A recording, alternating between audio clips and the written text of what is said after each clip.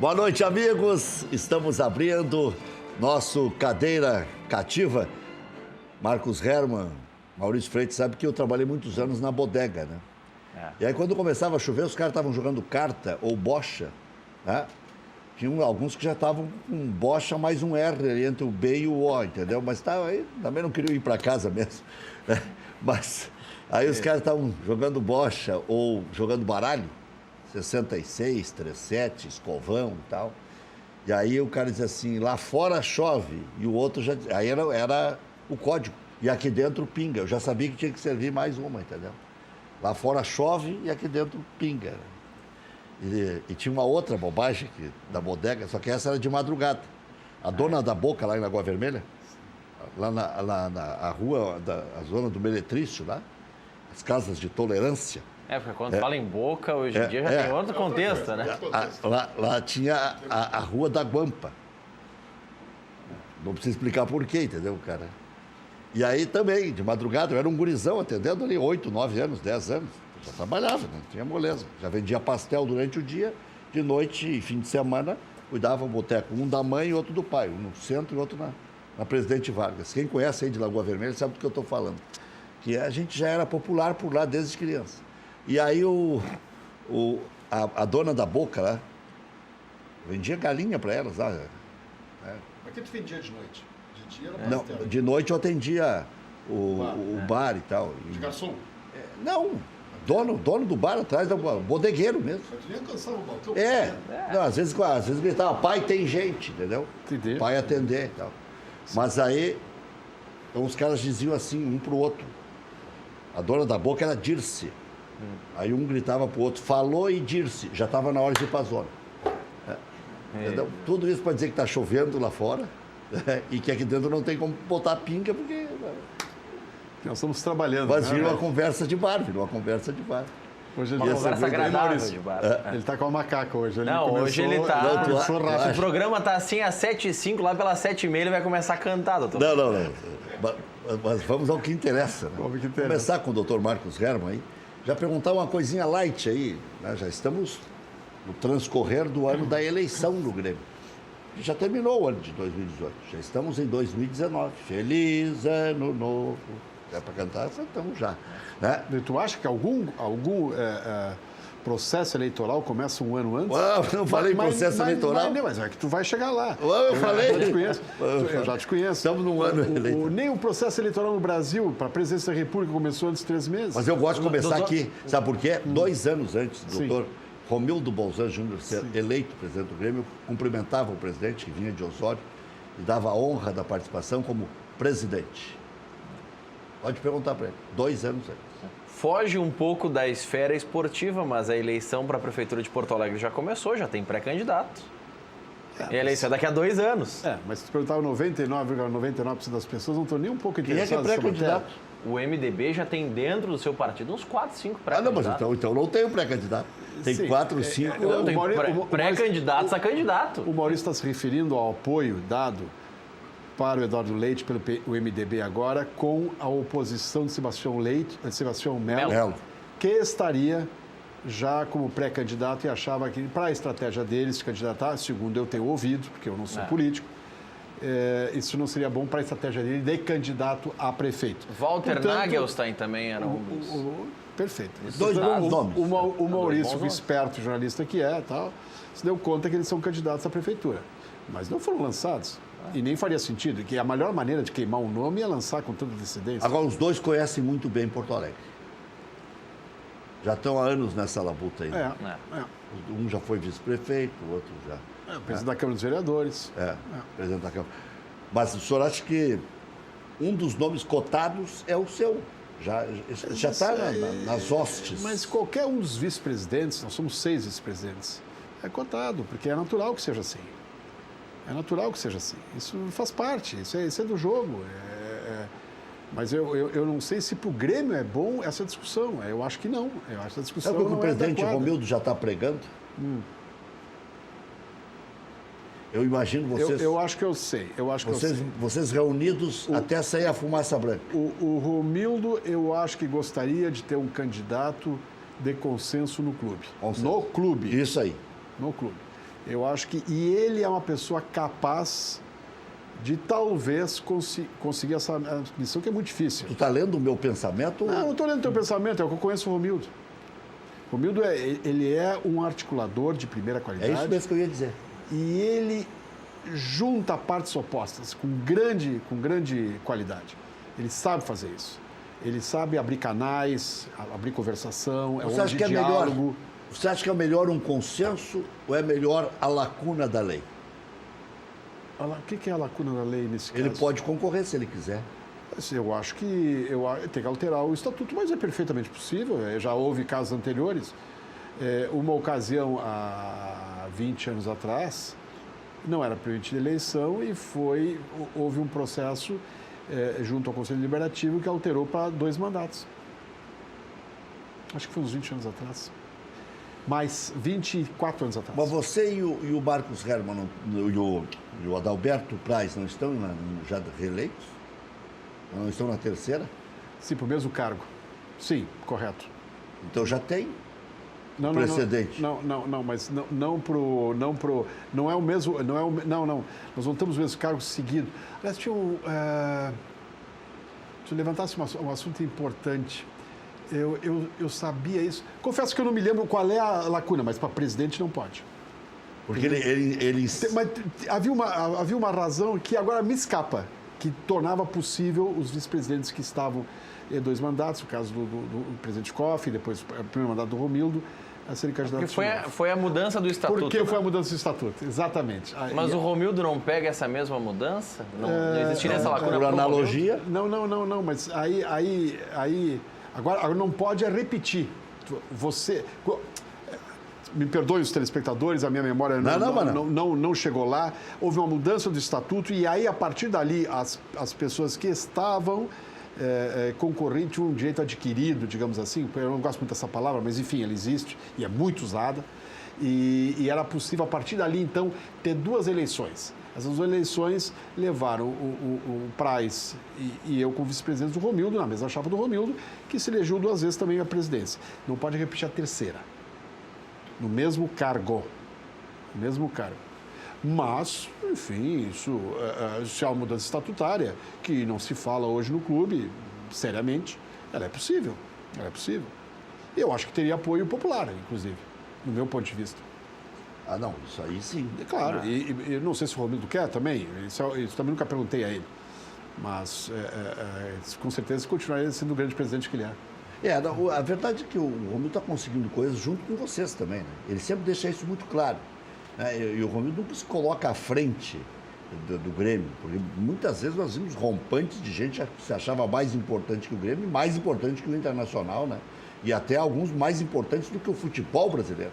O doutor Ricardo Teixeira, por exemplo, se achava mais importante por ser genro do Avelange do que o futebol brasileiro. Ele achava que ele conseguia coisas por ser genro do homem, por ter pedigree, essas coisas todas que, né, não redundaram em nada. Eu tenho impressão, eu concordo contigo, eu acho que o Romildo está também dentro das características dele, né? Ele faz time e ele articula muito bem o time, né? E ele acredita nas potencialidades que as pessoas, as qualidades que as pessoas podem agregar em cada área. Porque as pessoas têm suas especialidades. E algumas, inclusive o Romildo, obviamente. E às vezes ele acha que, por exemplo, que alguém conhece mais uma determinada área que ele e tal, ele ouve, ele pergunta. Nós discutimos muito internamente as macro questões do clube. Nós, às vezes, fazemos debates muito bons, intensos, às vezes, longos, mas sempre no final se fecha. Chega a um denominador comum em relação aos fatos importantes, macrofatos. Quando nós fechamos e aí executamos. Isso, de fato, acontece. E isso dá assim, um certo conforto, não só ao presidente, mas aos vice-presidentes, porque são coisas muito debatidas. Elas não são extemporâneas, não são no calor da hora, são muito debatidas. E tem casos, assim, bem legais, assim, de soluções que se chegou e que foram de muito sucesso. E debates, assim, em torno de pessoas, muito bem, às vezes, cargos dentro do clube, cargos profissionais, não só... cargos profissionais, profissionais para trabalhar no clube, né? Seja a área que for, seja treinador, seja o que for. desde o treinador até jogadores, tá? A gente faz debates importantes, especialmente que são o custo envolvido é um custo alto, que vai ter repercussão na vida futura do clube. Então a gente debate muito isso. A questão do endividamento que nós assumimos há anos atrás, isso é um negócio pesado, isso foi uma coisa muito bem trabalhada ali pelo pessoal e tomou decisões que acabaram se provando adequadas, né? E eu me lembro um episódio muito bacana em 2015, a questão da renovação das luvas da televisão, da fechada. Nós soubemos, usar uma linguagem de futebol, nós soubemos sofrer a situação. Porque nós precisávamos muito dinheiro, nós tínhamos impostos atrasados. Isso, e alguns deles podiam ter risco de responsabilidade para os vice-presidentes e para o presidente. Mas a importância também do lado empresarial, de vocês, empresários, que compõem esse conselho de gestão e administração. Sabe o custo do dinheiro? Tem gente que acha que é só pegar papagaio. Que o dinheiro vem do banco. Isso pode ser. Mas nem todos são empresários ali, tem pessoas de diferentes áreas. Mas eu acho que essa é a riqueza do grupo, porque cada um tem as suas especialidades, como eu coloquei antes, né?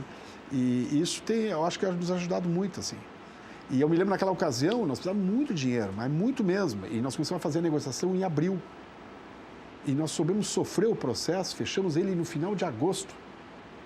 E aí, para ter uma ideia, a primeira oferta que nos fizeram era 30 milhões de reais para devolver, adiantamento para devolver em 3 ou 4 anos, eu não me lembro muito bem. Para devolver, começar a devolver em 3 ou 4 anos. Mas era um empréstimo para devolver. E nós fomos debatendo e fechamos no final de agosto por 100 milhões a não devolver nada. Com aquilo nós demos o primeiro grande salto na solução dos problemas históricos do Grêmio, com relação a... Aquilo ali foi impressionante, Rec, porque nós achamos... O Inter se achou mais malandro? Eu não sei internacional e não me cabe a mim analisar o internacional, mas o fato surgiu o esporte interativo. Nós, em uma semana, não tínhamos mais um pila em casa, só em pagamento de esqueletos antigos, inclusive impostos, tributos, para limpar a casa. Aí, naquele momento, em agosto de 2015, nós paramos de correr atrás do rabo. O rabo passou a correr atrás de nós. Nós invertemos a curva. Foi em 2015 já? Foi 2015. Foi uma coisa assim muito... Mas ali começou, parece que puxou uma sequência de fatos positivos. Né? Porque tu entra num ciclo virtuoso. A partir dali tu entra no ciclo virtuoso. Aí começou a ganhar títulos. Porque antes estava numa espiral complicada, porque estava correndo atrás do dinheiro e com o imposto atrasado. Aí parecia que tudo era ruim. Tu dizes que eu tenho uma frase que clube endividado namora a segunda divisão. Mas é a tua. Tá bem? Isso. E é isso, meu guri. É isso, bota... e por quê? Nós pagamos ali e pouco depois começamos a pagar as contas em dia, a resolver os problemas estruturais do clube, logo veio os títulos. Essa é uma crença que eu tenho há muito tempo e meus colegas também têm. Mas tem há muito tempo isso, eu acredito nisso. Uma coisa positiva puxa a outra, né? Claro. E o Grêmio começou a vender jogador a 12, 15, 20 milhões de... Até chegar a 40. Mas aí, Rec, vem um mérito... Antes queimava, às vezes 5, 6. Sim, queimava o jogador por qualquer valor. Por quê? Mas o mérito... Tava pegando, mas isso. O mérito do Conselho de Administração do Olha, dava Grêmio, graças a Deus que aparecesse. Quando aparecesse alguém. Os caras vão ficar até bravos comigo. Vou fazer a comparação de novo com o Internacional, porque já houve um processo inverso. O Internacional já teve o seu círculo virtuoso também. Mas o Internacional agora, se aparecer 6 ou 7 pelo Rodrigo Dourado, que é o melhor jogador do time, vai. Precisa que vá. O Nico Lopes, 5, 6, 7, vai. Mas nesse processo em 2015, Rec, eu acho que o que talvez a gente não tenha destacado, mas que é muito importante, é que outras administrações, não só do Grêmio, mas em outros grandes clubes, pegariam esses 100 milhões e eu vou investir em um medalhão para ganhar título. O Grêmio seguiu o processo contrário e alcançou o objetivo. Não vou conectar o presidente Fábio Koff, mas no início do processo de recuperação do Grêmio, é importante, Fábio Koff, ninguém vai negar, só pela administração do caso Arena. Agora, o presidente Fábio Koff, na ânsia e pelo tamanho que tinha de devolver o Grêmio ao convívio com os maiores, de ganhar título, contratou um monte de draga que redundaram nessas contas aí também. Eu queria levantar uma questão que é importante. O Dr. Koff, ele pegou uma situação dramática no contrato da Arena e renegociou o contrato, colocou em outro patamar. Eu me lembro que ele levou 1 ano e meio renegociando, com uma equipe muito boa ajudando ele, e no final de 1 ano e meio, nós fomos todos convocados, esses presidentes, ao escritório de advocacia na Avenida Carlos Gomes, ali perto na Avenida Soledade, a Rua Soledade, ali, aquele conjunto de até o hospital... O Mãe de Deus Center ali, um daqueles prédios, e nós assinamos 900 páginas da renovação do contrato. Cada vice-presidente e o presidente, nós assinamos 900, passei a tarde inteira, o dedo estava quadrado. Era a renovação do contrato Saudade do carimbo. Tornando ele palatável para nós. A partir dali, nós temos cumprido rigorosamente todas as parcelas do contrato com a Arena. Todas as parcelas com o contrato, que em última análise é como tu comprar um apartamento, tu compra um apartamento em 30 anos, no nosso caso foi 20 anos, né? E tu vai pagando, o apartamento é teu, mas tu tem que pagar as parcelas em dia. E é isso que nós estamos fazendo. Já se passaram 6 anos e agora é uma questão de tempo, 14 anos é nada, numa história do clube assim, mas isso é muito importante, o pessoal às vezes esquece, o Turcoff tem, além dos méritos pretéritos, né? De campeão do mundo, campeão da América, campeão do Brasil. Porque se não dilui esse negócio e tinha que pagar aqueles 42, que virou 14, 18, não sei o que, por ano, imagina, a diferença dá 24 na arrancada. Quer dizer, mas depois comprometeu o efeito futuro. Sim, mas o efeito futuro não ia nem haver futuro. Não tinha futuro. Não tinha futuro. Sinceramente, é igual a história do contrato. De caixa, nós estamos numa situação complicada. Mas, enfim, eu só queria repor a importância do Dr. Koff naquele momento. Ele não está aqui para se defender, então eu só quero repor esse fato histórico da gestão dele, que ele se dedicou, ele realmente deixou o futebol para... Deu uma terceirizada nessas questões e passava o dia trabalhando na renovação do projeto do contrato da Arena, que foi muito, muito importante para nós. Nessa questão do pagamento do contrato, quando a gente fala em pagar a nossa casa própria, a gente fala em pagar o financiamento. A Arena Porto Alegrense está conseguindo pagar tudo em dia do financiamento? Porque teve um período que ela atrasou o pagamento. O Grêmio é que paga, né? O dinheiro vem do Grêmio. O Grêmio é que paga e paga rigorosamente. Nós pagamos rigorosamente em dia, desde aquela ocasião, mesmo com as dificuldades que nós tínhamos. Nós pagamos rigorosamente em dia o contrato relativo à Arena. Mas o Grêmio paga como? O Grêmio paga para a Arena Porto Alegrense e a Arena Porto Alegrense paga o BNDES. Claro, mas a Arena Porto Alegrense ela tem que ter recursos, faz parte do contrato do Grêmio fazer o... Aí sim. Claro. Não, agora sim, só para entender. Porque o Grêmio já abre mão do dinheiro das arrecadações. Por exemplo, agora, esse negócio da bebida alcoólica. Se entrar para os estados, a liberação for obtida, o governador sancionar, ou o governador Sartori, ou o governador Eduardo Leite, né, porque depende do período, né? Claro. Agora faltam 10 dias para terminar o comando do Sartori. O dinheiro vai para a Arena Porto Alegrense. Vai para a OAS. O administrador do estádio. Sim, porque ele que administra o Grêmio está fazendo força. O presidente é um dos líderes desse movimento, o presidente Romildo. Sim. Junto com o presidente do Internacional também, né? A presidente da Federação Gaúcha de Futebol. Aliás, o Noveleto está também indo para o final do seu mandato, está preocupado com os times do interior. Se perderem o dinheiro da televisão e não ter o dinheiro do trago, olha, o interior às vezes dá muito mais dinheiro na Copa do que na bilheteria. Mas essas contas são diferentes. Nos clubes do interior, a Copa ela tem um efeito diferente que enfim, num clube como o Grêmio. Mas é um item que também é levado, né? E isso também vai para a administração desse encontro de contas do Grêmio. Vai tudo para o bolo de receitas da Arena Porto Alegre. O Grêmio fala em nomes expressivos e vocês tiveram uma reunião hoje. A reunião foi produtiva até que termo? Não foi da diretoria, não foi do Conselho de Administração, foi do futebol. Eu até nem sei os detalhes do que aconteceu hoje, mas, enfim... Estamos trabalhando na montagem do time do ano que vem. Só que eu não tenho autorização para, enfim, detalhes de... E nem faria, né? Mas tem algum batendo na trave, caindo a bola em cima da linha? Sempre tem buscas e procuras. Sempre tem. Hoje eu ouvi uma entrevista do presidente Romildo, ele falou em alguns nomes. e com aquela transparência que ele é peculiar. Ele é presidente, ele tem autonomia. Bom, ele meio que descartou. O Bol tem um problema extracampo, né?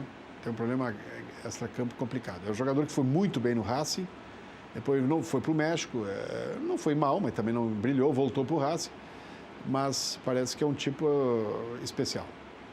E o Calheri, o presidente não descartou, diz que monitora, né? Tem uma passagem também pelo Boca, né? Também. Não é um jogador barato, não. Não é um jogador barato. Isso custa muito mensal o custo dele? Olha, ambos, porque tem luvas e tem salários, né? É um jogador interessante, agora, muito interessante. Agora, tem que se pesar bem, né? Tem que se pesar bem o interesse de vir a Porto Alegre, não ser só um passageiro aí, chegar aqui. Já aconteceu, né, com jogadores que vieram aqui só para assinar umas luvas. Enfim, mas... E tem outros casos também que estão sendo discutidos. Um jogador extraordinário que o Grêmio trouxe, o Bolanhos, por exemplo, né? Vê só, é um cara que o Grêmio não conseguiu ficar com ele. Bolanhos é um jogador... Jogador extraordinário. Jogador extraordinário. Ele tinha um passado muito bom, mas também não era um jogador fácil extracampo. Pois é. Talentosíssimo. Talentosíssimo. Você discutiu, é talentoso. Tanto que está no Tijuana até agora e lá deu certo. No Equador ele tem muita fama. Mas aqui no Grêmio não deu certo. Aqui nós também somos especiais, nós pegamos um pouco no pé também. Eu digo, não só... Todo mundo é fiscal, né? Todo mundo é fiscal. Eu não estou falando da imprensa, eu estou falando nós torcedores, né? Tudo. A gente é bem fiscal. Então ele não brilhou muito aqui mesmo. Mas essa linha... Mas claramente não se notava que era um jogador diferente. Não, eu tenho uma frase a respeito do Bolanhos. Eu nunca vi ele chutar longe do gol. É verdade. Sempre dava a impressão que a bola que ele chutava estava entrando. Dava aquela sensação de gol. O cara ficava olhando com aquela expectativa de que ele ia fazer o gol. E quando ele driblava, ele limpava mesmo. É verdade. E tem uns que chutam e tem certeza que não vai passar perto. Mas já sabe, não vai sair nada. Armou o chute, bom. Limpa, e aí, bum. Eu estou me lembrando de uma agora, mas pelo amor de Deus, quem é. Que está na dupla. Aliás, tem dois. Acho que um de cada lado. Mas vamos deixar. Vai, pula essa parte. Não, mas nessa questão do fiscalizar, eu estava vendo uma entrevista do Denilson, comentarista, nosso colega agora na Band. Sim. Ele falando, olha, eu sinto que o jogador de hoje não mede tanto quando ir para a festa quanto eu media. Ele diz, olha... E ele era festeiro. Mas ele disse assim, olha, quando o time perdia, quando eu não tinha uma boa atuação, eu sabia que eu não podia estar no bar 2, 3 horas depois, porque eu ia ser cobrado. O jogador hoje talvez deixe passar, ou passe por cima disso, ou não tenha esse filtro. Sabe uma coisa? Eu acho que é um pouco lenda. O Rec eu não sei se o Rec concorda, no alto dos seus cabelos brancos, vai concordar comigo. Eu estou com o cabelo branco. A diferença hoje são as redes sociais. Também. Então isso tu tá na hora... filha da mamãezice, né? Ato contínuo, tu tá na... Mas, olha aqui, eu tinha 20 anos de idade, e lá são 45 anos. 45, tô velho. Pô, não parece. A gente sabia todos os dias onde é que tinha jogador, onde é que... Tinha um episódio nos anos 70 da Mãezinha. Tu te lembra da Mãezinha? Mãezinha, como tu citasse um cabaré aqui lá em Lagoa Vermelha. Lá da Dirce.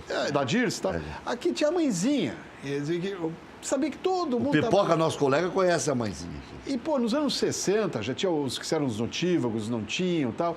Isso faz parte do futebol. Isso é uma questão de atitude profissional do atleta. Tem jogadores que são super profissionais. E tem outros que ficam maravilhados com a situação e tal. Esse negócio das meninas se agradarem no atleta e tal, isso já tinha aquele tempo também. Tinha. Claro que tinha. Eu fui setorista há muito tempo, conhecia elas todas. Claro que tinha. Tinha umas que colocavam outdoor. Tinha uma que era apaixonada pelo Nilson. Mas tá falando antes. Nilson Isidro, mas é a década de 80. Tá falando de 80. Tô falando dos anos 60 já tinha isso. Anos 70, claro que tinha. A gente tem a tendência, assim, sempre a maximizar os episódios que acontecem no momento. Tem que botar pesar isso, acontecia também. Se comparar os recursos da época, especialmente tecnológicos, não se tinha talvez tanto notícia quanto hoje. Quer ver o negócio? Hoje se transmite ao vivo. Quer ver o negócio? Uma brincadeira. O Renato é do início dos anos 80, tá certo? O Renato começou como jogador no início dos anos 80. Estamos de acordo? Claro. Pois bem. 81 ele estava no grupo. Pois bem, ele mesmo dizia, de marqueteiro tal, que ele saiu quantas mulheres? Isso nos anos 80, não é verdade? Ele falou 5 mil mulheres. Até depois eu andei fazendo o cálculo. Dá quase 20 anos isso aí. Pois, então, eu quero dizer o seguinte, então existia isso nos anos 80. Era assim, a gente ia numa boate. Mas eu vi o Renato no Água na Boca, com o Lupe Martins. Claro. Eu fui entrevistar o Renato dentro do Água na Boca, que era ali, perto da Santa Casa. E já aproveitei. Na Praça do Portão. Já aproveitava e tomava um por conta deles. Né? Isso. É normal isso. Quer dizer, normal, mas naturalmente desde que preservadas as condições profissionais para poder jogar bem no fim de semana. Muito bem. A história do Lula. Lembra a história do Lula, do Dr. Balvê? Sim. O Lula está incomodando, não sei o quê. Vão trazer o Lula para quê? Ele está incomodando durante a semana. Mas o Dr. Balvê disse assim, é frase dos anos 70, início dos anos 70. Não, durante a semana ele nos incomoda, no final de semana ele incomoda os outros. Lembra que os caras diziam que fazia aquecimento com a nota de 100? Ele e o Mangueto passavam uma notinha de 100 na coxa, assim. Tá tudo resolvido. É isso aí.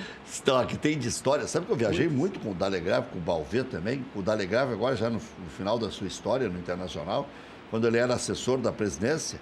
Então, eles mais contavam história do que faziam alguma outra coisa, né? Histórias minhas. Mas eu tive o prazer. O seu Petri também. Seu Petri, eu cheguei com um Grêmio no México em 98. Lazzaroni, o técnico, o Grêmio ganhou de 1-0, gol do Beto. Você era dirigente também. Era vice-presidente de futebol. Vice de futebol. Cheguei lá, o seu Petri disse, 98. Rec, aprende comigo. 98, faz 20 anos isso. Vê como o tempo passa, né? É verdade. E ali eu já falava que o Marcos Hermann ia ser presidente do Grêmio. Ele tinha 45 anos, era um gurizão ainda. E eu era um bebê quase. Então. Mas aí, 20 anos, eu tinha 35 anos. Era bom. Não, 35 de carreira, né? Para. Vai tomar cartão, hein? Aí o seu Petri... O seu Petri dizia para mim assim, Rec, vem comigo. Vou comprar uma joia num lugar que só... Se eu não chegar em Porto Alegre e não levar... O seu Petri, mas eu sou um pelado. Não, você tem que aprender. Essas coisas você tem que aprender. Pegamos um táxi e fomos numa casa de pedras e joias do México. Então, esses antigos sempre tinham coisas para contar para a gente. O seu Rudy Amir Petri foi presidente do Grêmio em 1965. Ele já era um dirigente reconhecido. Lá se vão 54 anos. Eu tinha 11 anos de idade. Em 98, ele continuava colaborando com o clube e eu viajava com ele para o interior, e eu como vice-presidente de futebol, e a gente trocava ideias. Eu nunca imaginava que eu ia trocar ideias com o Rudy Amir Petri, presidente do clube, reconhecido presidente do clube. Nós tínhamos... Homem da economia interna. Exatamente. 10, 12 anos de idade, eu e o Duda, que éramos amigos nessa ocasião já, o Duda Kreff, nós tínhamos... Claro, ele convivia com o pai dele, porque era o pai dele, mas eu não era obrigado a conviver com o doutor Fernando Kreff, patrono do clube. Eu tive o prazer de conviver com o doutor Fernando Kreff. A gente tinha jogos, às vezes, ele tinha um carmanguia, que era um carro para 2 lugares, e eu, às vezes, ia num poço que tinha atrás, assim, onde cabia uma mala. Eu ia enroladinho ali para chegar no estádio. E ele ia contando histórias ótimas. O doutor Fernando era engraçado. Quer ver um outro cara que tinha muita história e que atendeu todos nós, cronistas esportivos? E o Balvê, ele dizia, meu pai era muito colorado. E eu dizia pro meu pai, chamava-se Hugo Hermann. Hugo, mas deixar seguro isso. Mas que barbaridade isso aí. Doutor Balvê. Balvê é impressionante. Ia falar de um outro cara que conhecia muito o Grêmio e que cuidou de todos nós radialistas. Milton Jung, Lauro Quadros, Azé Martins, eu, Orestes de Andrade, Flávio Dalpisol, vários colegas. Um indicava para o outro. O Haroldo de Souza, então, ele tornou um fenômeno, porque o Haroldo, fumando e bebendo do jeito que bebeu, e notívago ainda, né? O que ele salvou a vida do Haroldo. Roque Renato Aloy. Cuidava de todos os jogadores do Grêmio também. E meio no mole até. Um grande otorrinolaringologista. O doutor Aloy era fã número 1 do seu Petri. O seu Petri ia na casa dele tomar uns beer nights ali. E ele disse, seu Petri, quando seu Petri morreu, né? E o Roque depois morreu um tempinho depois. Mas nós conseguimos, na gestão do Duda, ainda homenagear o Dr. Petri com uma ala que nós inauguramos da administração, onde funcionava o marketing do Grêmio no final, lá no Estádio Olímpico, com o setor Rudi Amin Petri. E nós teremos que homenagear ele no futuro, alguma coisa lá na arena. E o presidente Koff também era outra figura, né? Para viajar. Sensacional, né? O Dr. Koff eu fui vice-presidente do Dr. Koff, né? Eu tinha uma aproximação com ele. Era uma aula todos os dias. Era uma aula. Ele era...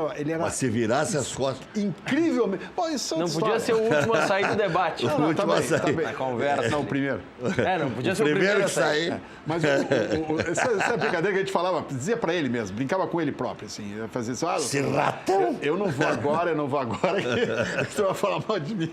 Fala de brincadeira. Mas o Dr. Koff, era uma aula... Era uma reunião com ele, era uma aula. A gente sempre aprendia alguma coisa. Impressionante a inteligência do presidente Koff. E conseguiu os resultados, não é por outra razão. Um dia estou fazendo setor lá, no Grêmio. Sim. E o doutor Fábio Koff estava lá com o João Francisco, na sala dele. Ele, a Ana e o João Francisco. Já no cair da tarde. Tá sozinho aí? Sobe aqui. Quem é que atende aquelas tuas baterias? Olha, eu ajudo lá, entrego e tal. Com o teu carro. Meu carro. Tu vai esculhambar o teu carro, não vai ganhar dinheiro e tu não me parece ser burro, né? Ele me chamou lá para me dar uma mijada no final da tarde. Aí me serviu um cowboy ainda, que tomava bucanas, né? Tá bem. Mas era muito legal conviver com ele, era muito legal. Vamos ao intervalo e voltamos na sequência. A gente estava esperando o Bagé. O Bagé foi campeão feminino, né? E a gente abriu um espaço aqui para o Bagé falar, se não vier hoje, vem outro dia, deve ter tido problema no trânsito. O Marcos Herman é artista, por isso conseguiu chegar, né? Não, mas eu avisei o Bruno, teu produtor... Que podia atrasar. Não, eram 6h20, eu estava no laçador. Faltar 40 minutos. Eu digo, o Bruno não vai chegar. Tá feia a coisa, que não anda. Mas aí depois, passando a Freeway, começou a andar um pouquinho e depois passou o avião, aí veio embora. Então, a gente já sabe. Eu cheguei na hora. Aí eu respondi para ele, ô Bruno, eu cheguei antes do teu chefe. Muito, é que eu fico despachando nos corredores aí. Já voltamos.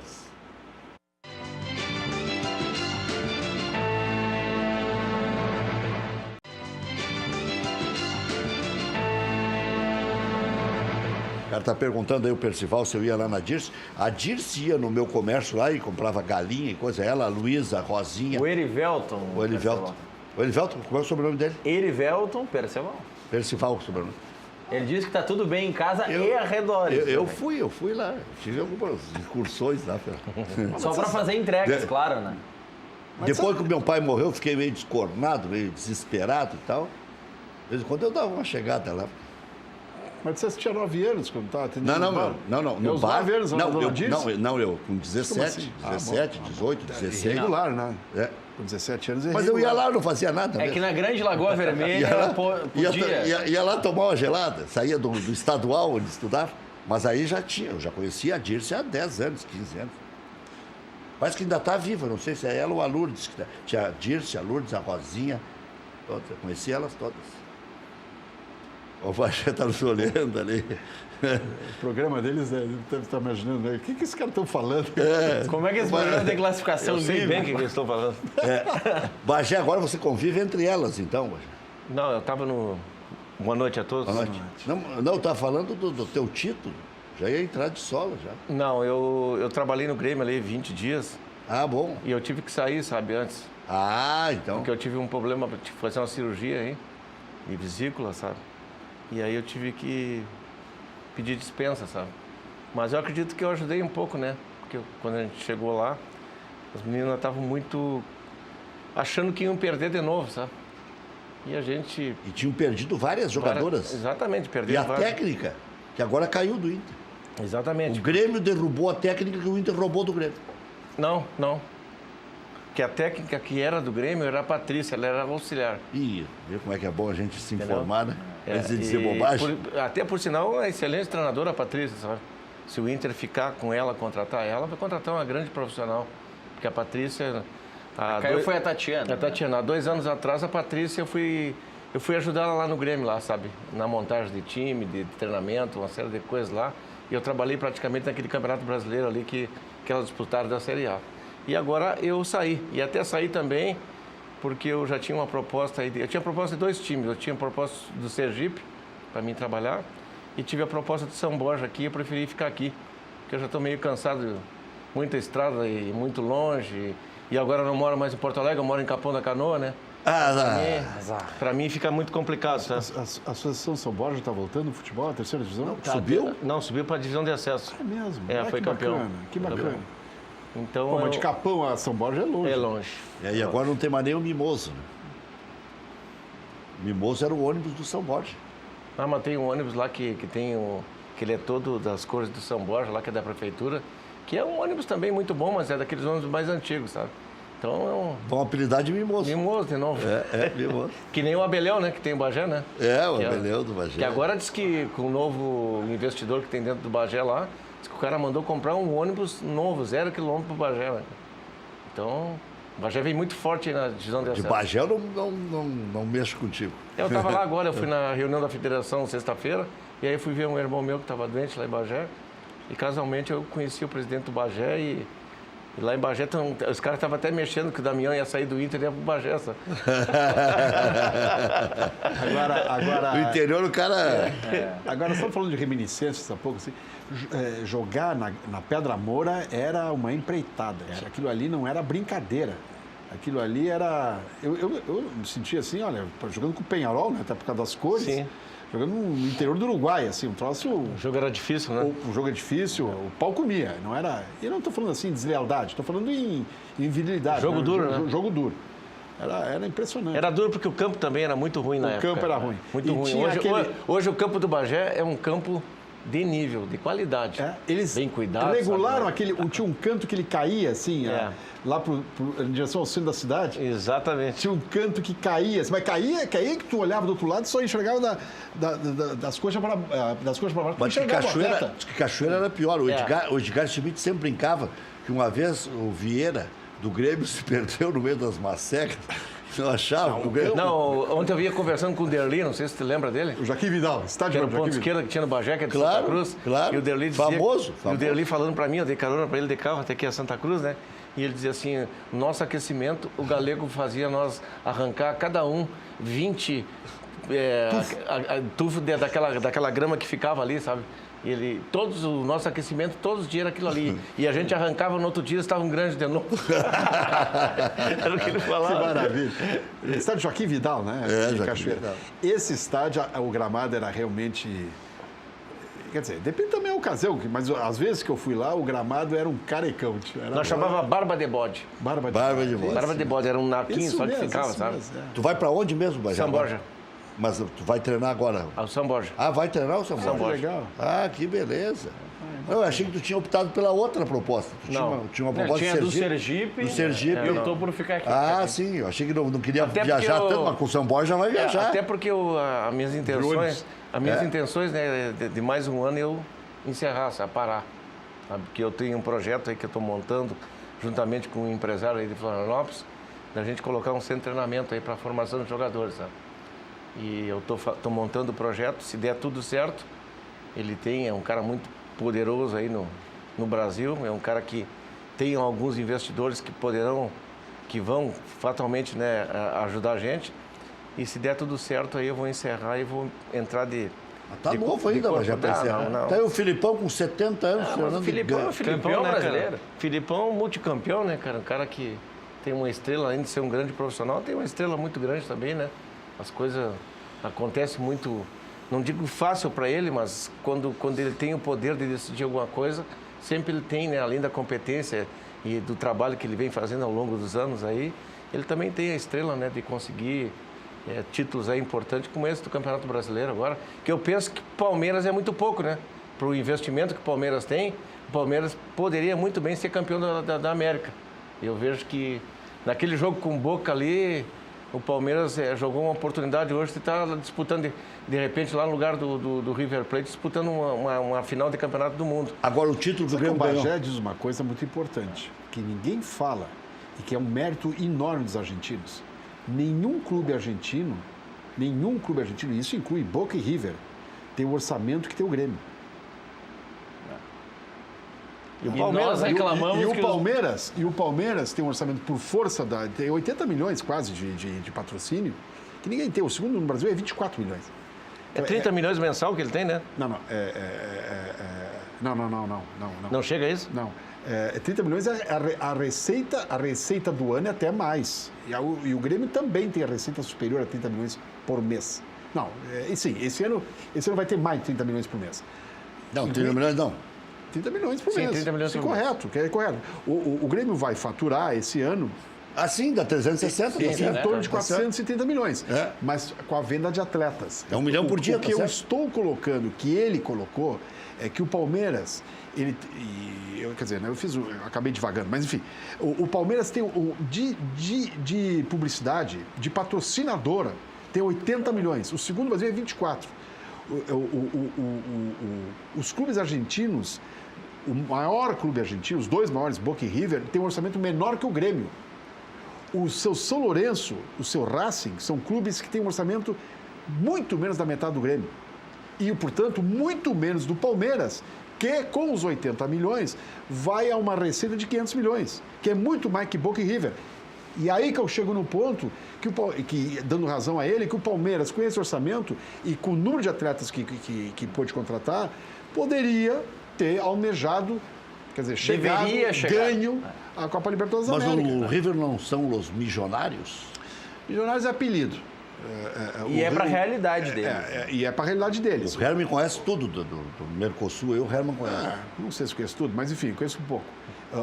O fato é, apelido é apelido, isso é uma coisa, né? Por tempos idos. Lembrar que a Argentina, nos anos 50, era a quinta economia do mundo. Então, era uma determinada situação. Hoje é um país que está enfrentando dificuldades, tem uma desvalorização brutal, a moeda não vale nada, não consegue comprar nada em dólar, então eles têm que... fica muito difícil repatriar, salvo o jogador que queira, fim de carreira, terminar na Argentina. Eles não têm condições de trazer um jogador como nós temos um pouco mais. E nós temos relativa, né, se comparar com outros países. E eles fazem time. Eles exploram maravilhosamente o mercado colombiano, que é riquíssimo e que nós brasileiros estamos de costas. Muito rico. Nós estamos de costas. Sempre tem jogador bom. Aí venceu o Quinteiro, aí venceu o Piti Martínez e tal. E nós erramos. E aí tem uma explicação também, que é a minha tese. Aí é uma tese particular minha. Tem duas ESPN. Por exemplo, duas ESPN na América do Sul. Uma em português, que é só Brasil, e outra em espanhol, que é para 9 países. Esses 9 países são integrados. Tu vê todos os domingos jogo da Colômbia, jogo do Chile, jogo da Venezuela até, jogo do Paraguai. Então, e todos são voltados para a Argentina, porque é a Argentina que emana todas as ideias, as notícias, a sede, né? E aí existe essa troca. O que nós temos com São Paulo, por exemplo, porque o Sport TV, a ESPN, a Fox transmitem muito mais coisas de São Paulo. Claro. Eles têm da Argentina para a América. Vamos considerar os estados brasileiros como se fossem países. E tu vai olhar, Santa Catarina tem o tamanho de um do Uruguai, até a população maior que o Uruguai, mas em área. Né? Mas lá é um país, aqui é um estado. Então a gente acompanha Chapecoense, o Avaí, o Figueirense, o Joinville, porque o Joinville, enfim, o Criciúma, nós acompanhamos. Eles acompanham o Paraguai. Eles sabem um jogador que está no Libertad, que está no e tal clube. Sabe um jogador na Colômbia, do Deportivo Tolima, do Manizales, lá, o Once Caldas, não sei. A gente ouviu falar nesses clubes. Não sabe nada deles. Não sabe em que cidade fica. Não sabe nada. Por causa disso aí. E os argentinos exploram isso muito bem. E o sonho desses caras é jogar na Argentina. Quer dizer, claro, ir para a Europa, né? Sabe que o Inter... Mas eu acho que quando o Bagé fala em 30 milhões de investimento, é porque é o que se estima que o Palmeiras gaste no futebol por mês. Ah, bom, olha, eu não sei dizer porque eu não conheço os números do Palmeiras. Mas que o Palmeiras tem uma receita superior a 30 milhões, hoje tem. Foi o time que menos jogou, que menos teve jogadores em campo no Campeonato Brasileiro. 29. Palmeiras? Teve aqui o Cícero Souza, 29 jogadores. E no total do elenco tem 46, 47. Eu vou dar um exemplo para vocês. Como os observadores da dupla Grenal, eles são meio cegos, sabe, cara? Ou então, as pessoas que contratam em Grêmio e Inter, a coisa é direcionada só para um. Porque no Paraguai tem um centroavante chamado Turim, no Cerro, e eu sei porque meu filho é fisiologista do Cerro da seleção paraguaia, eu passo mais lá do que aqui. Tem um centroavante argentino lá, de 1,90 m lá, que em Inter e Grêmio jogaria de costa. Thurin. Entendeu? Mas eles aqui não enxergam isso aí. O Thurin lá... E olha que tá aí um homem que olha bem esses jogos. O Thurin ganha $50 mil por mês lá. Não ganha, não pode ganhar. Ganha. $50 mil? Não, ganha. $50 mil é $200 mil. Isso não existe É o que ele ganha lá, Eu digo isso aí seguro, sabe por quê? Então, porque eu tenho o telefone até do empresário do Thurin, entendeu? Certo. Então, quando ele viria para cá no Grêmio? Ele... Foi feita uma proposta para ele vir no começo do ano para o esporte, ele não quis. Esporte Recife? Não quis. Disse que não. Que ele queria uma coisa maior. Se fosse uma maior, ele vinha. Aí, ó. Entendeu? Por 80 ele vem pro Grêmio, 320. Entendeu? E eu penso assim que... É um Jael e pouco. Eu vou Jael e meio. Eu vou dizer uma coisa para vocês, cara. Mas será que o Grêmio não enxerga? A gente trouxe o Luan, trouxe o Arthur, trouxe o Everton. Né? Será que nós não enxergamos? Não, mas você acabou de dizer que quem enxerga bem para esses mercados é a Argentina. Não, mas é claro, isso sim. Mas Ele está falando do mercado o mercado da Colômbia, outros mercados que tem aqui na América. Aqui. Mas esse o que eu estou dizendo é que o Bagé disse que no Grêmio no Grêmio Internacional do Paraná não se enxerga. Eu não sei se não se enxerga. Eu acho que o Grêmio tem um histórico recente. Você tem vendido um jogador por ano, pelo menos, por uma baba de dinheiro. Não, mas o senhor não entendeu o que eu quis falar. Nesses mercados tem bons Eu não estou falando de formação vistos. de jogador. Formação de jogador é uma coisa. E você buscar um jogador na Bolívia, ou no Peru, ou não sei aonde mais lá, é outra bem diferente. Sim. O que eu estou falando é a respeito dos jogadores que jogam, por exemplo, no Paraguai, que jogam na Colômbia, que os melhores desse lugar, eles não vêm para Grêmio, para Internacional, cara. E eles poderiam vir para cá porque eles não têm um custo tão alto assim. E é a mesma coisa na Colômbia. Aquele atacante colombiano ontem que fez os 2 gols do River, como é que não veio parar aqui no Brasil e foi para... Não tem um cara do nível daquele cara jogando aqui. Por quê? A Colômbia, realmente, nós somos voltados de costas. O Brasil é voltado de costas. Salvo que o cara exploda, tipo o Grêmio trouxe o Arce para cá, que era o Inter trouxe o Gamarra, cara. Por que pararam de trazer? Me diga. 2 jogadores de alto nível, por que pararam? Vai lá no Paraguai para ver. E trouxe outros médios, Enciso, bem bom. O Paraguai é um mercado rico, mal explorado. Escutem bem o que eu estou dizendo. O mercado, eu olho todo o campeonato paraguaio. Esse menino que está jogando agora no Atlético Mineiro, que jogava no time da Colômbia, lá, o pequenininho das tranças, lá, como é o nome dele? Não, o outro. O Chara. O Chara. Esse aí eu vi jogar há 3 anos atrás lá, na Sul-Americana. E eu falei, é um jogador que jogaria em qualquer time do Brasil. É um belo de um jogador. Não custou tanto dinheiro assim que ele não poderia jogar aqui. Entendeu? Joga muito mais que Pablo, que essas coisas que vocês estão falando. Joga muito mais bola. Por que não vem pra cá? É bom, eu quero ver ele no São Paulo jogando. Eu não quero ver ele no Atlético Paranaense. Quero ver ele ser o protagonista lá no São Paulo. Já voltamos. É bom.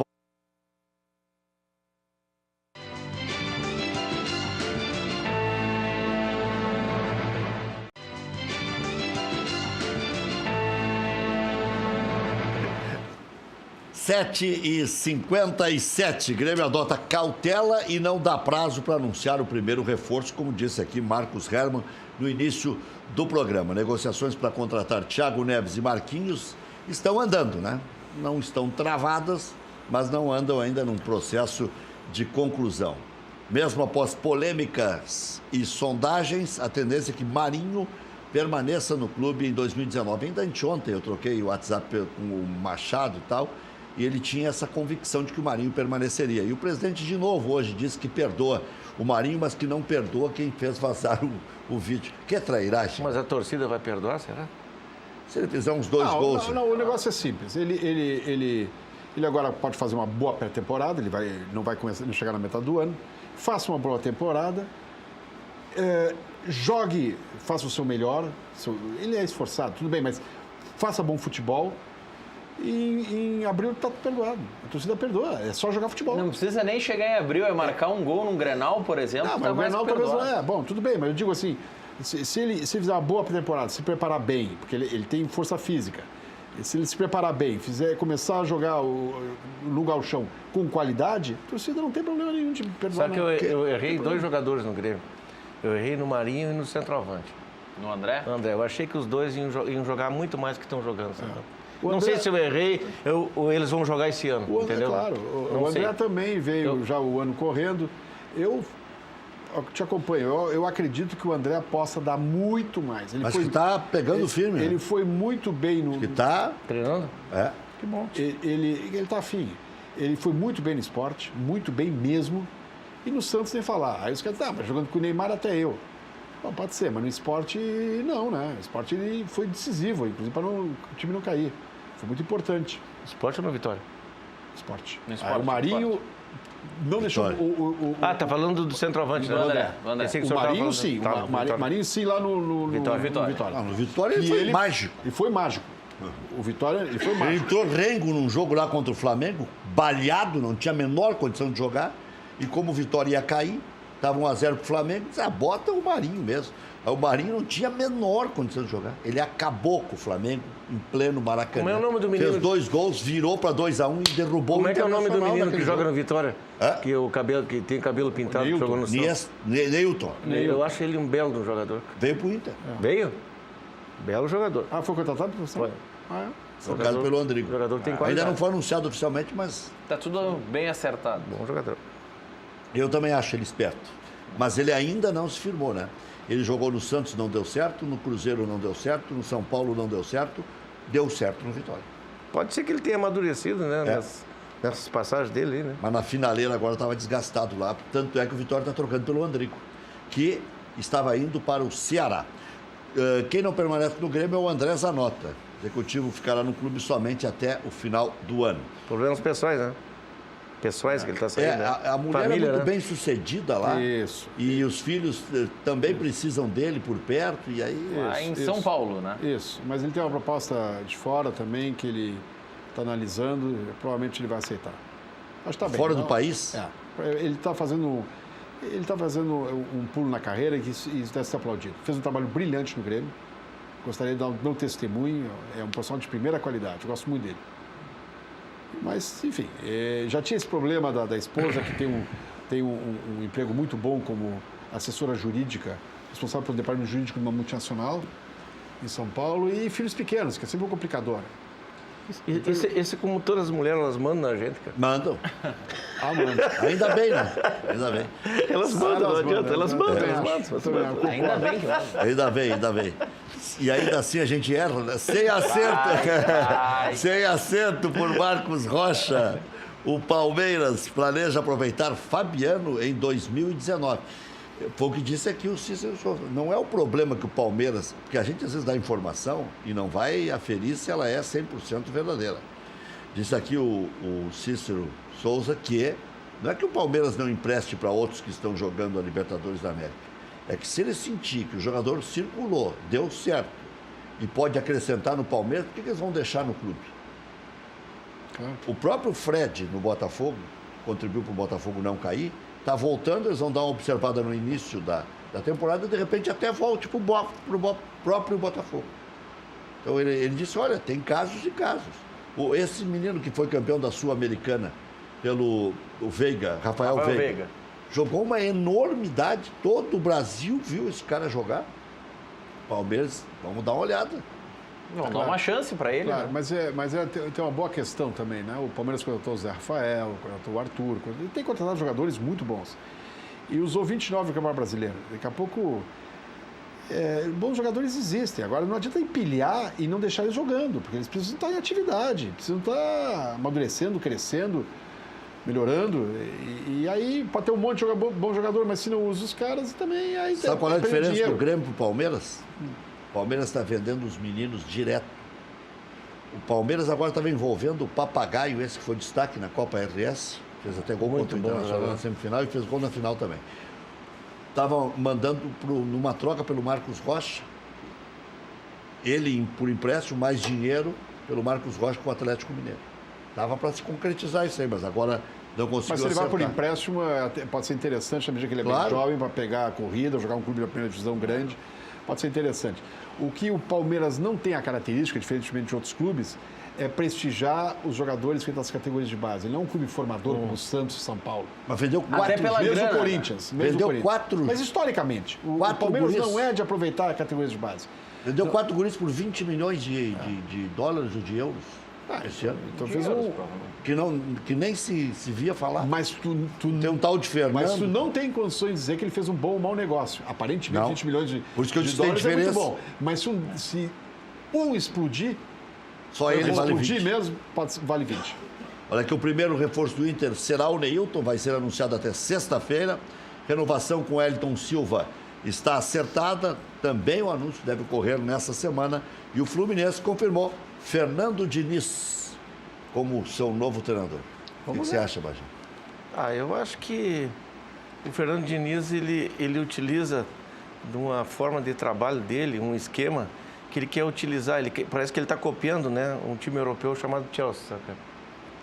E que joga num 3-4-3 e ele utiliza em todos os times que ele trabalha, entendeu? Só que para você utilizar um esquema de jogo, você tem que ter jogadores dentro dessa característica. E eu vejo que ele força muito isso aí, entendeu? Aí todo mundo diz assim, ele é diferente de todo mundo, ele sai com o goleiro jogando, e toda a bola é jogada, os caras abrem para jogar, os dois zagueiros, os laterais se projetam mais para frente, vem um volante no meio, ele sai sempre com a bola jogada, o goleiro deles joga com os pés, quer dizer, quando o cara tem qualidade para jogar com o pé o goleiro, você joga, cara.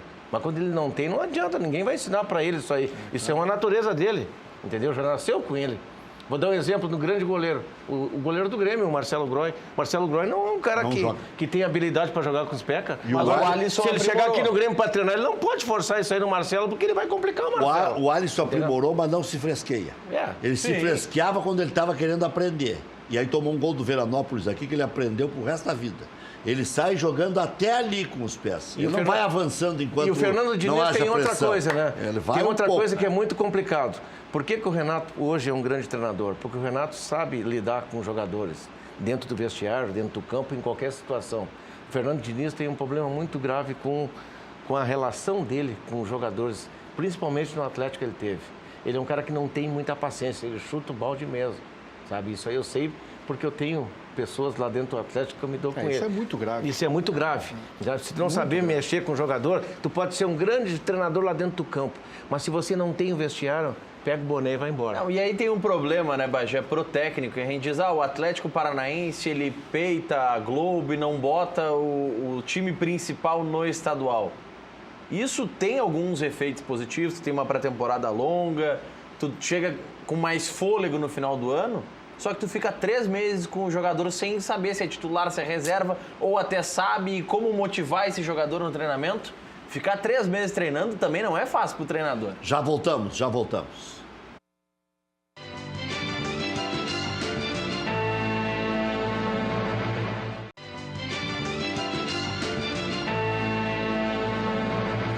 8h07. Mas já estava perguntando como é que eu comecei a carreira. Na época tinha uma função que era rádio escuta.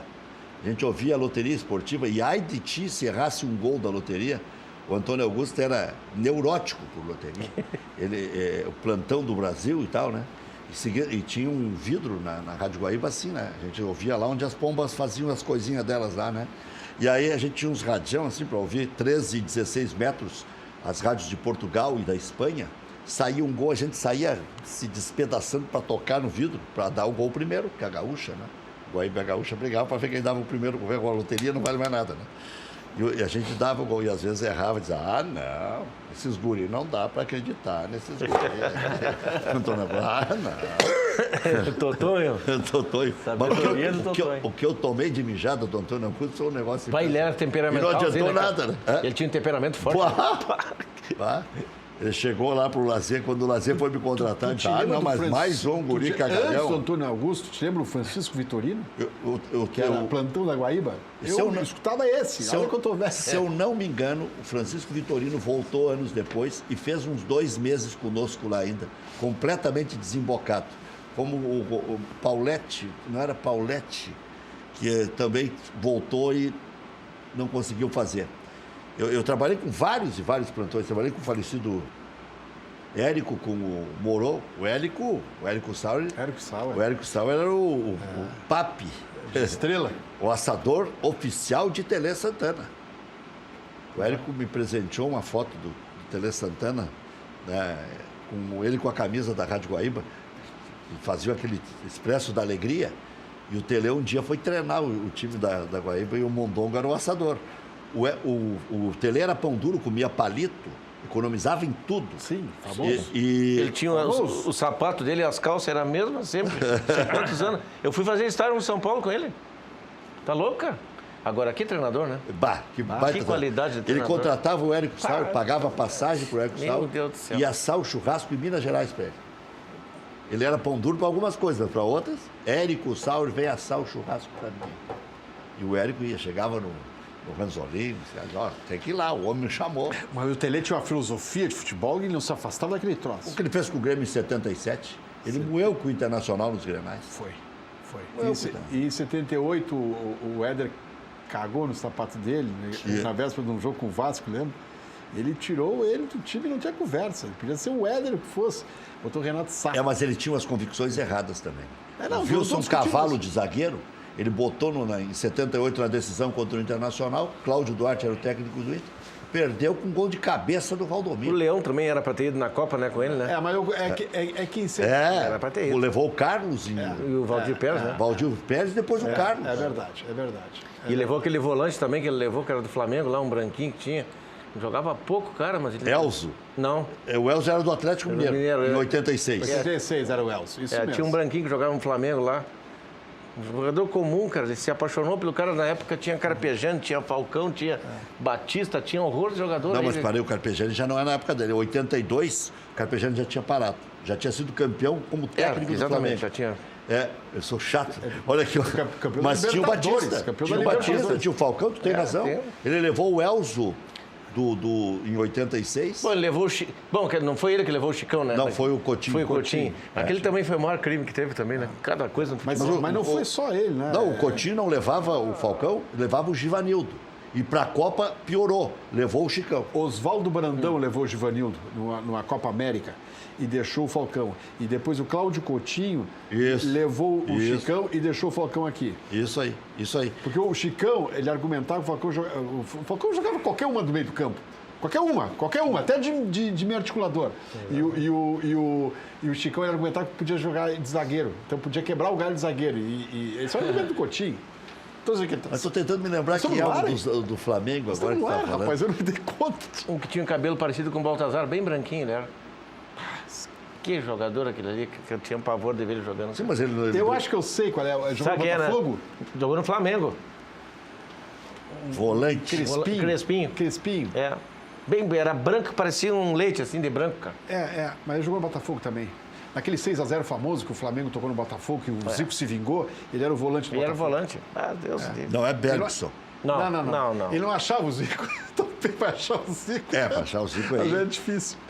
Eu me lembro de um jogo que eu fiz atrás da goleira. O Internacional ganhou do Flamengo de 4-1. Estava 4-0 para o Internacional. O Zico colocou a bola no centro do campo e disse para o companheiro dele, toca para mim. O cara tocou, deu a saída. O Zico driblou todo o time do Internacional. Todo. E chegou, pegou a bola dentro da goleira e levou e botou de volta no meio do campo. Jogava Mauro Pastor. Né? Jogava muita bola. Omar Asselani, cito Vitor. Vitor. Esse Asselani sabe tudo. Esse mesmo. Era Vitor o nome dele. O volante. A CIA, distribuidora de material hidráulico, tem toda a linha de equipamentos contra incêndio. Extintores, válvulas, adaptadores, mangueiras, sprinklers. Passe na CIA e garanta a segurança do seu empreendimento. Mas não esqueça, CIA com S. Telefone 3375-3800. A Zubagé nos deu de 10-0. Se eu ficasse 2 horas aqui, eu não ia lembrar desse Vitor. Também não. Não ia. Também não. Cachorro Quente do R, o original, em frente ao Colégio Rosário.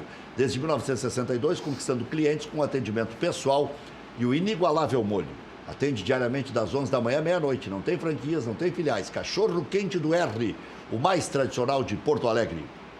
Você está com a película do seu carro cheia de bolhas, vencida, roxa? A Insulfilme faz a remoção. Preço campeão. Garantia de 5 anos certificada. Se você disser que viu no Cadeira Cativa, ainda tem desconto especial de 20% na linha automotiva. Pode pagar em 3 vezes no cartão de crédito. Ligue e agende instalação. 30 21 23 23. WhatsApp 996833199. Fale com a Natália. O telefone está aí na tela, pode ser agora. Insulfilme, não tem filial, somente na Rua Hoffmann, 519, das 8h30 da manhã às 6 da tarde, de segunda a sexta-feira. Não importa a sua carga. Na Ford Caminhões, você encontra o cargo ideal para o seu negócio. São diversos modelos com tecnologia de ponta, com desempenho e economia. Venha fazer seu negócio e entre em 2019 de caminhão novo. Conrad Caminhões, em Sapucaia do Sul, na BR-116, número 2015, bairro Três Portos. Telefone 3034-4000. Respeite os limites de velocidade. FAC, Materiais de Construção. Sua reforma do alicerce ao telhado. Ligue 34666133. fache.com.br. Zafari e Bourbon. Economizar é comprar bem. Sinosserra Consórcios. Melhor que sonhar é realizar. E agora eu vou mostrar para vocês o que é o paraíso na terra, na praia de Gaivota, Lagoa Cortada. Praia Lagoa Cortada, um empreendimento único que se destaca pela arquitetura, paisagismo e o planejamento urbano, valorizando a qualidade de vida e oportunizando o investimento imobiliário em uma região de natureza preservada, entre o mar e a lagoa. Uma praia com monitoramento à distância e local 24 horas, garantindo segurança e tranquilidade. Terrenos urbanizados, prontos para construir no que há de melhor no litoral sul de Santa Catarina. Infraestrutura completa, dotada de uma ampla área de lazer, com quadra de tênis, futebol 7, cancha de bocha, praça, parque infantil e espaço para caminhar e pedalar. O Caminho dos Girassóis e a Ilha do Chafariz sugerem um convite para contemplar momentos de relaxamento e prazer. Os serviços de restaurante à beira-mar e o pub noturno com shows ao vivo complementam o conforto e as opções de lazer e entretenimento aos finais de semana. Praia Lagoa Cortada. Entre o mar e a lagoa, a natureza encontra você.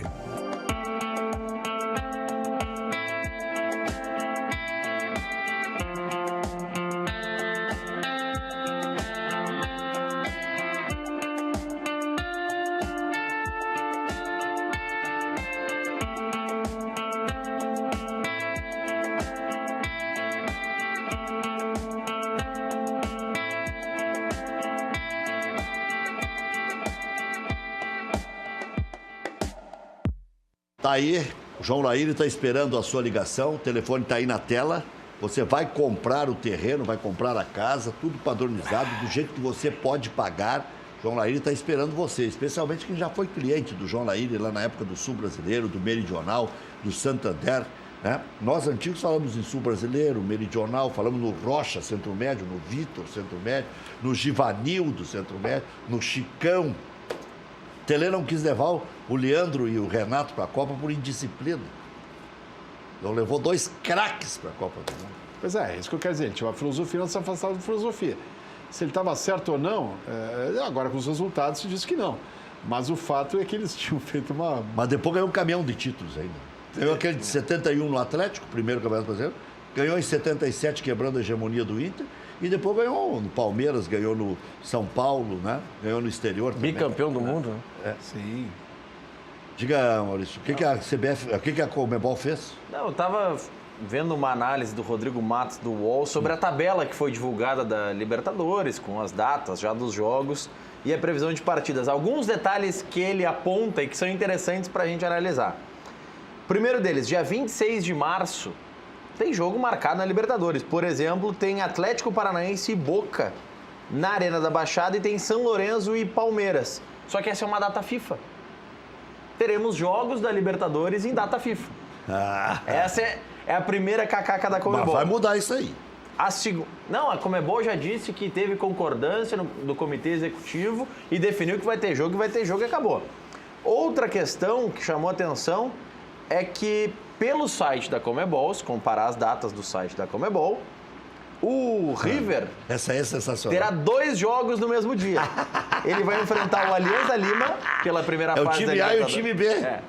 Vai enfrentar o Alianza Lima pela Libertadores, dia 6 de março, só que também vai enfrentar o Atlético Paranaense na decisão da Recopa Sul-Americana. Os 2 jogos estão marcados para o dia 6 de março. 6 de? março. E no dia 5 de março o Atlético Paranaense enfrenta o Tolima. Então dia 5 e dia 6 joga o Atlético e 2 jogos dia 6 o River. Essa é como é bom. E o Atlético dia 5, até anotando isso, é um negócio impressionante. Vocês viram que a melhor zaga da América foi escolhido? O Jeromel e o Kahneman? É uma baita zaga. É uma baita zaga. Isso aí que o Grêmio fez de mais correto pra mim foi manter esses 2 caras, cara. O Grêmio se Pode deu vender conta. todo mundo, mas menos eles. Eles não podem ser vendidos, cara. Pode perder o Luan, mas não pode perder eles. Pode, esses caras é seguro. Os caras não são brincadeira, não, cara. Bagé estava dando opinião sobre Eles têm uma bebida no estádio. atitude, também isso é importante. São os jogadoraços que são, e, claro, todos concordamos, mas a atitude extra-campo, o comprometimento com o clube, isso foi também muito importante para a manutenção deles Porque se o cara tumultua, cria um ambiente ruim, por A, B, C razão, que definitivamente não é o caso, é uma coisa. Eles não, eles contribuem, eles são jogadores... E ali tem outro Isso, o Grêmio tá ganhando. tem outro jogador no Grêmio também, que apesar de estar ficando velho... Maicon. Eu acho que ele joga muito, cara. Tá bom. Joga muita bola, cara. E ajuda muito também com aqueles meninos que tem ali, sabe? Inclusive me falaram lá dentro do Grêmio lá que ele ajudou muito o Arthur, cara. Sim. O Arthur foi menino. falou no Barcelona. Eu acompanhei o Arthur desde que ele chegou aqui, cara. O Arthur, quando ele subiu pro Grêmio, ali na base, ali, ele não estava jogando aquela bola, não. Ele começou a jogar depois de 1 ano no profissional, cara. Que ele começou a pegar confiança, criou uma condição física diferente do que é na base. O próprio Maicon disse que encostou nele e ajudou ele muito, cara, muito. Sabe? Aí o crescimento dele. Então, esse tipo de jogador como o Maicon, como o Jeromel, o próprio argentino, o lateral direito, o Léo Moura também, são caras experientes, cara, que ajudam muito a meninada do Grêmio. Eu digo assim, isso porque o Grêmio tem muito menino ali na base que vai subir ali, que precisa de gente com a cabeça boa, que dê boas orientações. Não é só o treinador, não. Os jogadores têm que ajudar, e eu tenho certeza que esses jogadores vão ajudar no processo de crescimento desses meninos que estão vindo da base.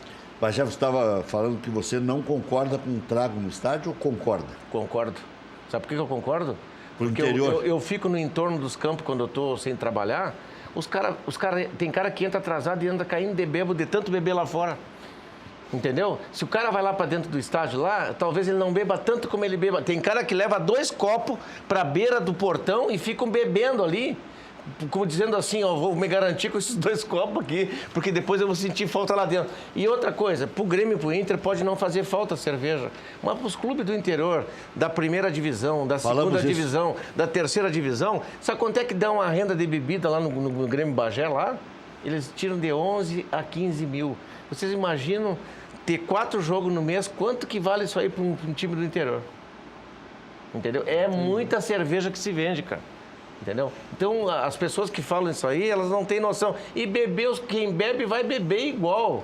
Quem é usuário de droga, tu pode botar ele no presídio que ele vai dar um jeito de usar a droga lá dentro do presídio. Então, quem é viciado em bebida, vai beber, cara. Não, bebe antes e entra lá dentro, sai de dentro do estádio e vai beber de novo. O problema são os arruaceiros. Tem que detectar quais são e não deixar. Mas esses arruaceiros, mas a gente não pode entrar. Mas nós não podemos punir toda a população. 99% da população por causa de 1%, cara. Esse arruaceiro... E é 1%. É 1%, não é todo mundo que bebe. Num estádio de 1000 não tem mais que 10. Aí, claro, envolve outros, né? Que o cara toma um soco vai reagir, né? Mas os protagonistas... no estádio de 10 mil... 10, 15, 20, não há. Mas esse arruaceiro já bota a vodka no saquinho de sacolé e mistura com refrigerante lá dentro. Isso aí, esse aí segue bebendo. Segue bebendo. Só não dá dinheiro pro clube. Mas já diz uma coisa que é verdadeira. No entorno do estádio, quem está ganhando são os bares. Com certeza. Isso é verdade, isso é verdade. Agora... Mas vão continuar faturando igual. Não existe álcool no estádio aqui no Brasil já há vários anos. Mas na Copa do Mundo se fez um interregno e se permitiu. Eu fui lá assistir os jogos todos que aconteceram em Porto Alegre, lá no estádio Beira-Rio. Eu fui 2, né? Eu fui nos 5. E um jogo com a Austrália jogou contra a Holanda. Eu comentei esse jogo. Baita jogo, 3-2. Eu comentei esse jogo. O golaço da Austrália, um troço assim, talvez um dos gols mais bonitos, se não o mais bonito da Copa. De qualquer modo, o que eu quero dizer é o seguinte, atrás de mim tinha assim, uma fila de uns 10 australianos, eles importunaram o tempo todo, muito bêbados, e não por querer, mas acabaram me pegando na cabeça, assim, me batendo na cabeça por desatenção e me machucando. Quer dizer, esse tipo de coisa é complicado. Isso acontece. E eu estava acostumado com bebida no estádio. E aquilo ali estavam claramente fora do... Eles provavelmente gostavam de outro esporte que não futebol. Holandeses e australianos. Não quer que são. Aí eu fiquei com um pouco assim em dúvida, mas eu tenho que reconhecer que o Bagé, que ele colocou, é correto. O pessoal chega assim 2 horas antes do estádio, fica nos bares da Redondeza, fica enchendo a cara, aqueles que bebem mesmo. É isso aí, vão chegar, como o Maurício disse, vão entrar com sacolé dentro do estádio. Isso é verdade mesmo, isso acontece. Agora, essa experiência que eu tive me deixou meio na dúvida, sabe? Tem o lado da moeda, né? O que eu quero dizer. A Brigada Militar está pedindo mais segurança de Grêmio e de Internacional. Não sei se no interior vai precisar tanto assim, porque no interior o clima é mais amistoso. Mas a Brigada já, o Iqueda já disse. Coronel Iqueda, que vai exigir mais segurança por número parte maior de Stuart. Eu acho que isso é importante. Eu acho também, tem que considerar isso. Quer dizer, tem bônus e ônus. O ônus é colocar mais segurança, porque isso pode acontecer. Pode ter gente que passa do limite e atrapalha as outras pessoas. Isso acontece. 1% é 1%. 2% é 2%. Não é muito, mas é desagradável para aqueles que estão ali na redondeza. Tem que se controlar isso. Tem que se controlar isso, é isso aí. É verdade isso que a Copa vai ganhar muito mais, para os clubes do interior isso é importante. 15 mil, como foi o valor dado aqui para um clube da segunda divisão, terceira divisão, é muito dinheiro. Muito dinheiro, cara. É muito dinheiro, isso não tem que ser considerado. Estamos falando em 60 mil em um mês com 4 jogos em casa. Tá louco? Tem folha de pagamento dos clubes do interior aí que é da segunda divisão, que é 40 mil. O Trago paga. Paga, cara. Os caras estão com uma dificuldade Então tu acha enorme. que o Trago pode fazer ressurgir a força do interior? O REC, eu não sou um bêbado, nem um alcoólatra. Eu gosto de tomar um vinho, tomar uma cerveja. E às vezes, eu ia num jogo, eu e minha esposa, nós pegava um copo de cerveja, nós dois, e ficava ali tomando, olhando o jogo. É uma curtição? Tu vai matar alguém? Não vai, cara. Sabendo beber é prazeroso. Só que agora tem que levar alguém para dirigir agora. Mas eu não... REC, tem uma coisa. Eu venho num jogo lá de Capão aqui, e eu asso a carne pros caras, tudo é jogador, o Christian tá ali, uma turma tá ali, e eu não bebo, cara. Quando eu tenho que dirigir, eu não bebo. Eu tenho responsabilidade com isso, cara. Quisera todo mundo tivesse essa consciência. Valeu, Marcos Herman. Obrigado, Rec. Futuro presidente do Grêmio. Eu já disse quantas vezes Maurício, isso. obrigado. Um dia vai ser, não? Oi? Um dia vai ser presidente do Grêmio. Mas o futuro a Deus está guardado, rapaz. Eu vou discutir com Deus. Quem sabe não é a indicação do presidente, hein? Quem sabe. Pode ser o homem ungido. Até amanhã, 1 da tarde.